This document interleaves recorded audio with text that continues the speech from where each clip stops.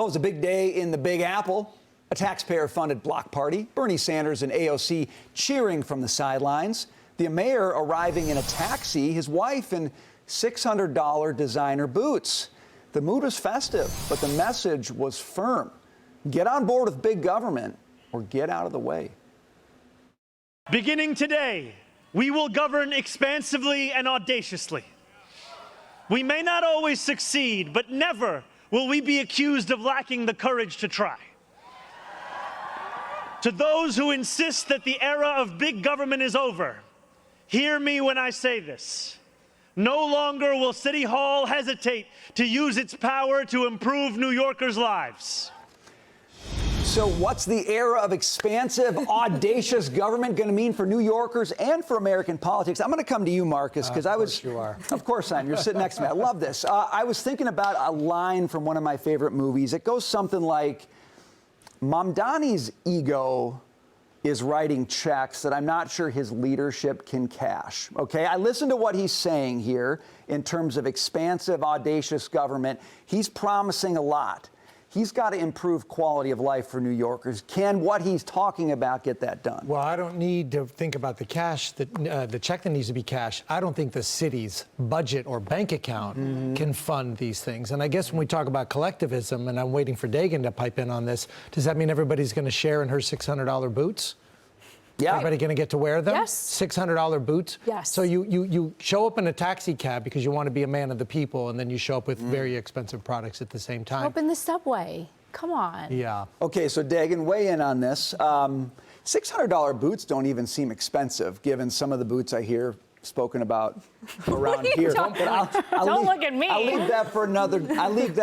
Are they $600 expensive? Very expensive. Oh, okay. No, not very. Not for New York See, City. I knew this. I knew I was onto something. But I haven't bought new clothes in at least 3 years. Amen to talking that. about shoes, though. I'm with So you. I know, but I don't buy, I buy sale shoes. Okay. The shoes I have on were 60% off and didn't cost nearly that. That's the wrong, it's like, that's the problem with New York, is that $600 shoes aren't expensive. And that's one of the reasons that, quite frankly, he probably got voted into office. I love the people were upset that the block party had no food or bathrooms. Don't they know if there's no bathroom, this street's your bathroom? And that you just steal food from Well, it's free from the grocery store. Right. You just steal it from the grocery stores that already exist. All Zozo has to do is not drive revenue away. He has to focus on continuing to collect the amount of revenue that New York has coming in right now. And that means don't let crime get out of control, keep tourists coming here, and don't drive businesses away. It all centers around crime. And it's not like this guy is coming in on the heels of a Mike Bloomberg. He's following in what Kaiser Wilhelm, or Warner Wilhelm, that's Bill de Blasio's real name. So Wilhelm and Eric Adams, that he is like, it's not like he's coming in after somebody who was a success and a tough businessman. And all he has to do, I do think that he has done the easy part, and now the unions who control this socialist economy are going to wring him like a wet washcloth. You talk about driving revenue, though. You need the hotels to still be filled. You need the Javits Center to still be filled. Crime is your linchpin because you have to have tourists coming in. So let me throw that at you, Karine, because one of the things I'm paying attention to for him is his approach to homeless camps. I think he's been pretty explicit in saying, not going to clean these things up, not the right approach. I don't like what Adams did. You talk about hotels, you talk about tourism, you talk about families feeling safe.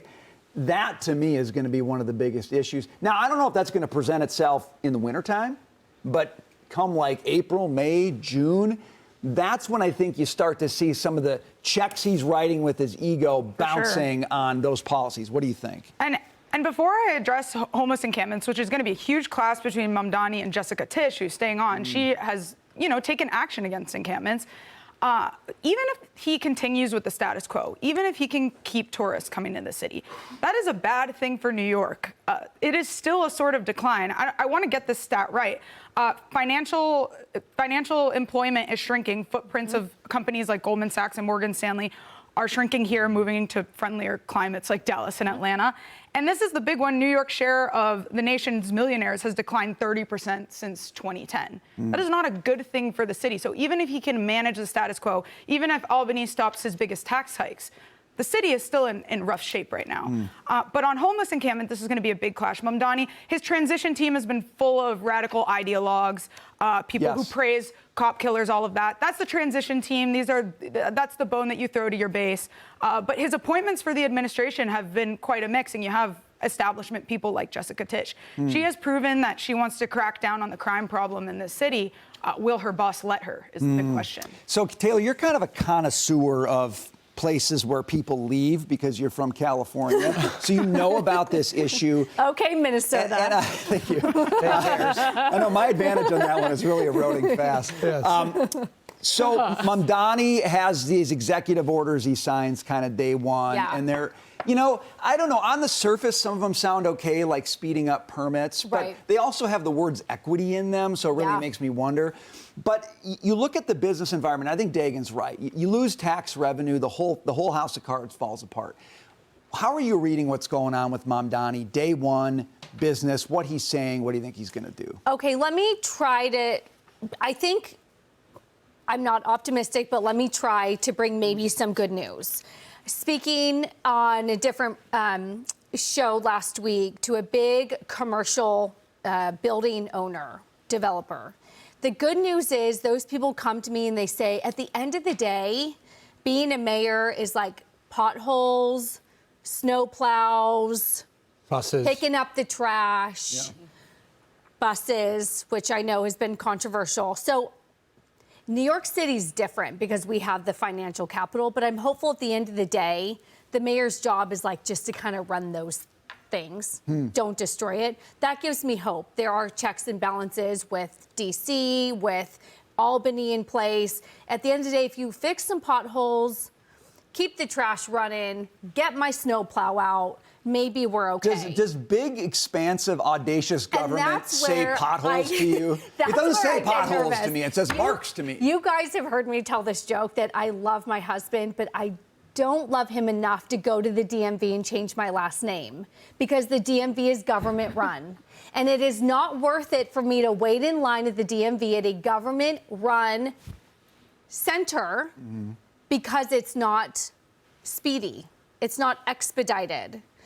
You're making eyes at me, and I know I do love my husband. I know Marcus. you do. Don't come and for I love me him on that. too, by the way, just so in case he's watching. Are there public emergency rooms that I love? No. Are there DMVs that I love? No. Is there the Postal Service that can't fund itself that I love? No. Those are all big government programs. That's what makes me nervous. But you choose to live here. New York City's the largest employer is the city. Yep. That is the most people work for the city. It's already a socialist economy with the city-owned and operated hospitals and health centers and the vast infrastructure that is this city. And the job, we keep talking about like the financial center.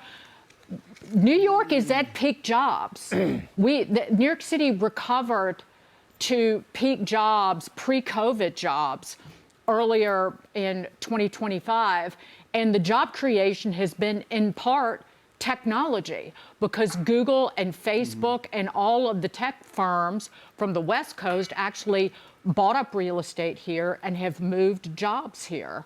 I don't give a flying flip where Jamie Dimon goes and who winds up occupying that totem to himself that he built down the street from here. But they can talk about Texas all they want. I don't know if Texas wants him either.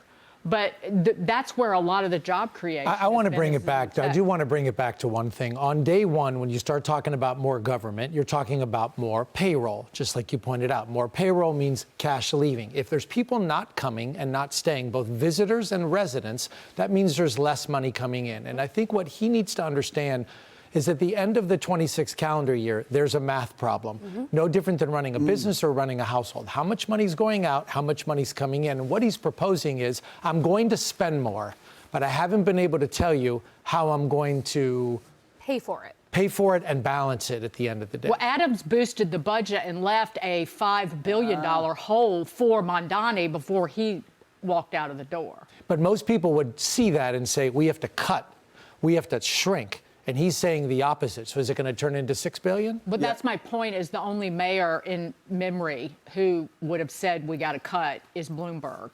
Instead, Warner Wilhelm's wife got $1 billion to fight mental health and basically set fire to it.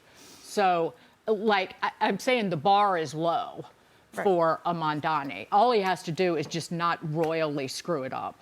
Yeah, just don't royally screw it up. I think he thinks math is oppressive, so I don't think that's going to be a problem for him at the end of the year. We will see. We want him to screw it up because that means it'll be a failed experiment for the rest of the country. We don't want him to screw it up. We already know it's full. failed. I don't live here anymore. See, Dagan doesn't Screw it care. up all you want. Screw it up for Brenberg and Riggs and whatever. We'll Hey, just go back to Minnesota. okay, Taylor. We're going to talk about the driver's license thing later, though. just so we're clear. My poor plenty mother-in-law. to come. Oh, God. I have a feeling I could be the butt of a lot of I'm jokes the worst today. brother you've ever had. All right, Taylor.